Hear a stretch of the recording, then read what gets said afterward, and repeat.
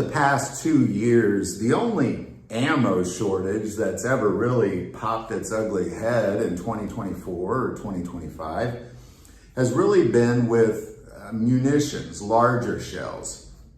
155 millimeter shells seem to be the most popular shells on the planet right now.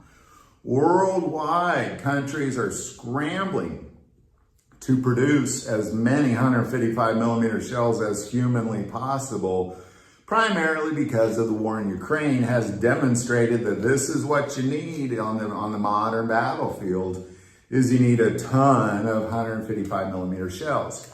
Well, here in the US, those are produced in Scranton, Pennsylvania, and their goal was to produce 100,000 155 millimeter shells per month, 2025, and that's not even close, not even close. What we're at is around 40,000 shells per month, and there was originally plans to open up a new ammo manufacturing plant in the Philippines. I don't believe that is going to go forward. I've not sat in the U.S. Army meetings and heard what they're doing about that. But it seems to be on a great pause. But what's not on a pause is the U.S. Army has officially pulled the trigger and kick-started production of a brand new U.S. Army ammunition plant right here at home in Iowa, set to open in 2026 and designed to pump out 36,000 155 millimeter shells per month. This is great news. They're not going to be able to do it in Scranton, Pennsylvania.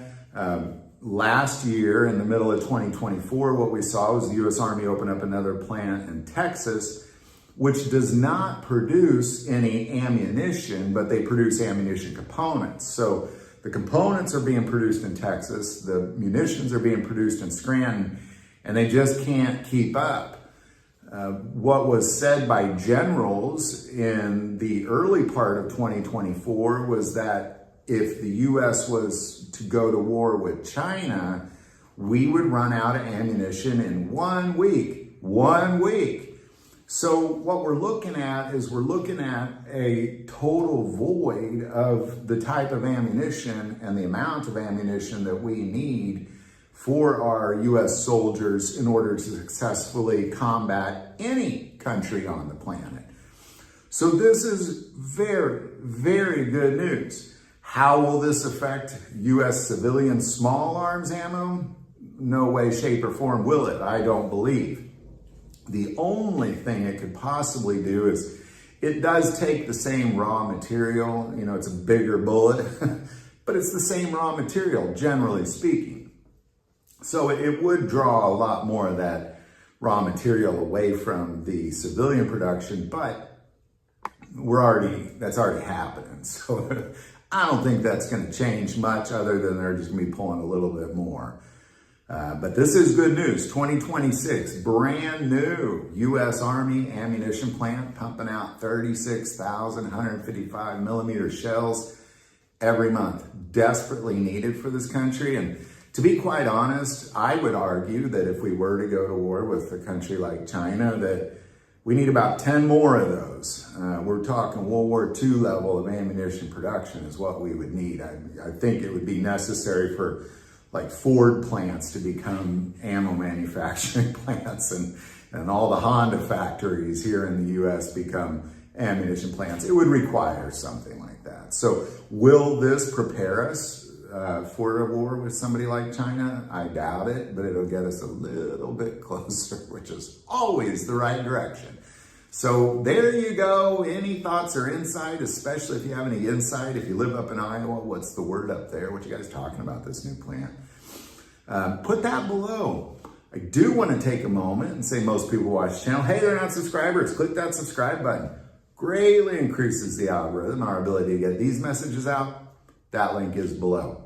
But the most important part of this channel is we take prayer requests. So please don't ever hesitate to send that in. And in this moment, I'd like to pray for whoever is watching this video. It's something God has asked me to put at the end of these videos, and I want to be obedient to it.